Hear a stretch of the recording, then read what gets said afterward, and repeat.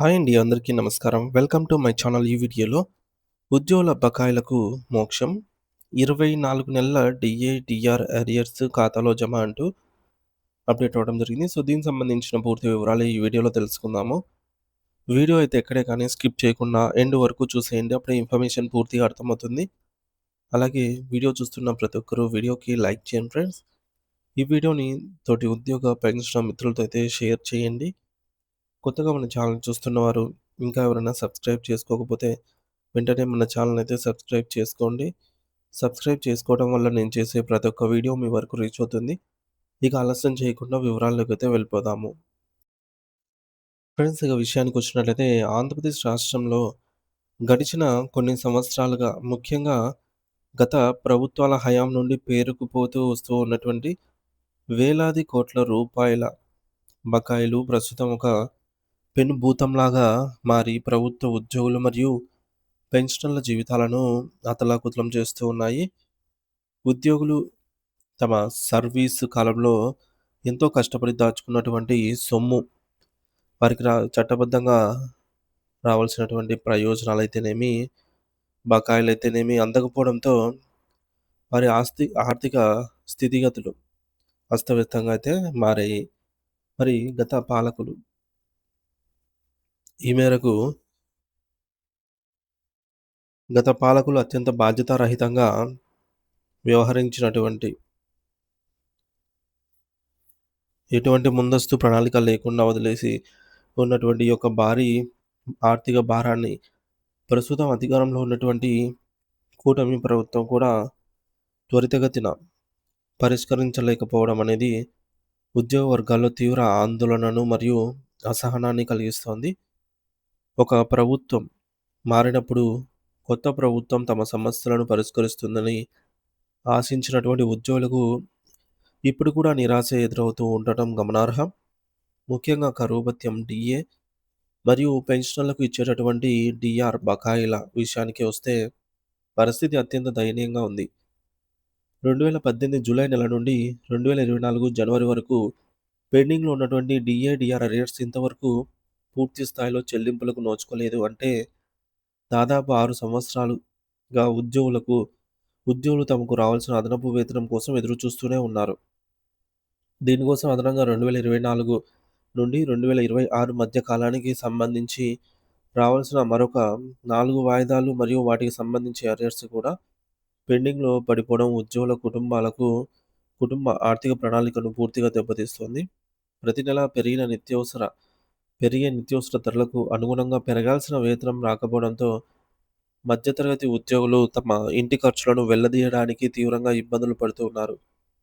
ఇటీవలే ప్రభుత్వం 2025 అక్టోబర్ నెలలో 3.64% డిఏ పెంపును ప్రకటించినప్పటికీ అది సంతోషాన్ని ఇవ్వకపోగా మరిన్ని సందేహాలకు దారితీసింది. ఈ పెంపుతో మొత్తం డిఏ శాతం 37.31% పెరిగినట్టుగా ప్రభుత్వం పేర్కొంది. అయితే ఇక్కడే ఒక విచిత్రమైన మరియు అన్యాయమైన నిబంధనను ప్రభుత్వం తెరపైకి తెచ్చింది. 2024 జనవరి నుండి సెప్టెంబర్ 2025 వరకు రావాల్సిన దాదాపు 21 నెలల అరియర్స్ మొత్తాన్ని ఇవ్వకుండా కేవలం ఉద్యోగి పదవీ విరమణ సమయంలో మాత్రమే చెల్లిస్తామని చెప్పేసి మొదట ఉత్తర్వులు జారీ చేసినప్పటికీ ఈ నిర్ణయం ఉద్యోగులను తీవ్ర నిరాశకు గురిచేసింది.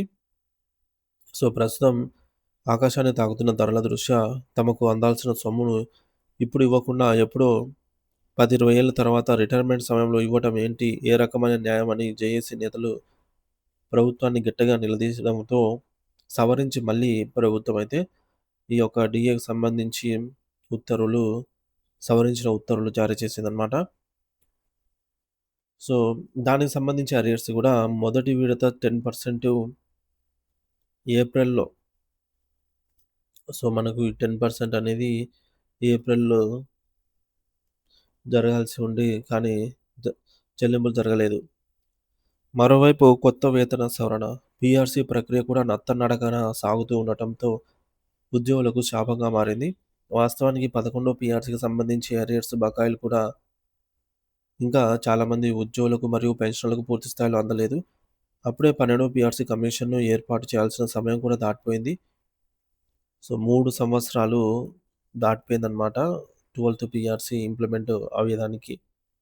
ఉద్యోగ సంఘాలు పదే పదే డిమాండ్ చేస్తూ ఉన్నప్పటికీ రాష్ట్ర ఆర్థిక పరిస్థితి ఇంకా మెరుగుపడలేదని కొంతకాలం వేచి చూడాలని ప్రభుత్వం కాలయాపన చేస్తోంది.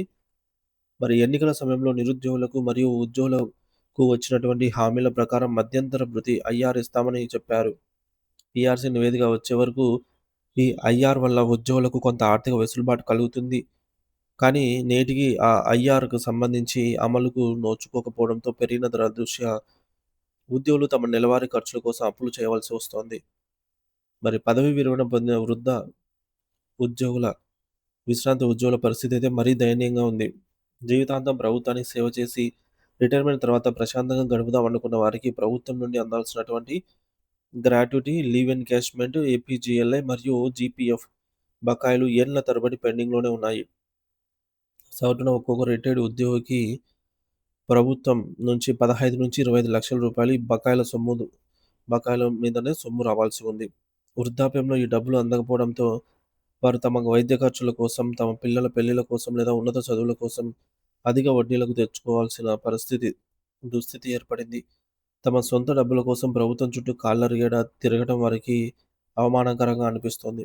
అన్నిటికంటే ఘోరమైన విషయం ఏమిటంటే ఉద్యోగుల ఆరోగ్య పథకమైనటువంటి ఈహెచ్ఎస్ ప్రస్తుతం పూర్తిగా నిర్వీర్యం అయిపోయింది.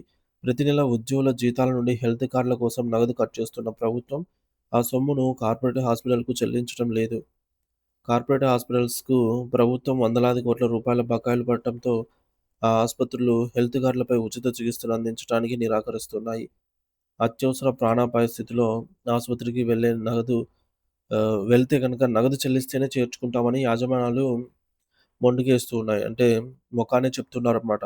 దీనివల్ల ఎంతోమంది ఉద్యోగులు సరైన సమయానికి వైద్యం అందక ప్రాణాపాయ స్థితిలో ఎదుర్కొంటూ ఉన్నారు. మరి ప్రభుత్వం ఇటీవల 7,358 కోట్ల రూపాయలను బకాయిల కింద హాస్పిటల్స్‌కు ప్రకటించినప్పటికీ మొత్తం 30,000 కోట్లు. సారీ ఫ్రెండ్స్, ఇది ఉద్యోగుల ఆహ్, పెండింగ్ బిల్స్ కోసమైతే విడుదల చేసింది. సో, మరి బకాయిల ముందు ఇది సముద్రంలో కాకిరెట్ట మాత్రమే అని ఉద్యోగ సంఘాలు విమర్శిస్తూ ఉన్నాయి. అయితే కాంట్రాక్ట్ మరియు ఔట్‌సోర్సింగ్ ఉద్యోగుల పరిస్థితి కూడా ఏమీ ఆశాజనకంగా ఏమీ లేదన్నమాట. హైకోర్టు స్పష్టమైన ఆదేశాలు ఇచ్చినప్పటికీ వారికి రెగ్యులరైజేషన్ ప్రక్రియ మరియు సర్వీస్ రూల్స్ సవరణ వంటివి అమలు కావటం లేదు. ప్రజలకు వివిధ సంక్షేమ పథకాల ద్వారా వేలాది కోట్లు పంచుతున్నటువంటి ప్రభుత్వం రాత్రింబవళ్లు పనిచేస్తూ ఉన్న మా కష్టాన్ని మాకు ఇవ్వటం లేదు అని జేఏసీ నాయకులు ప్రభుత్వాన్ని సూటిగా అయితే ప్రశ్నిస్తున్నారు. మరి ప్రభుత్వ యంత్రాంగానికి వెన్నెముక లాంటి ఉద్యోగులకు అసంతృప్తితో మరియు ఆర్థిక ఇబ్బందులతో ఉంటే ఏ అభివృద్ధి పథకమైనా కుంటుపడుతుందని వారు హెచ్చరిస్తున్నారు.